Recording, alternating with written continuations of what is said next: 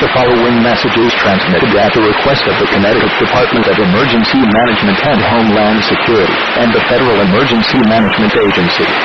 This is not a test. Repeat, this is not a test. At around 11:56 p.m. Eastern Standard Time, a major nuclear accident occurred at the Madison Research Institute, located in southwestern New Haven County. A mandatory evacuation order is now in effect for all areas within a 75-mile radius of the Madison Research Institute, as hazardous materials are being spread throughout the surrounding areas. When you evacuate, bring all necessary supplies with you, such as food, water, clothing, medical supplies, a flashlight, money, identification, and important documents. If you need assistance evacuating, tie a wet towel to your mailbox or another part of your home.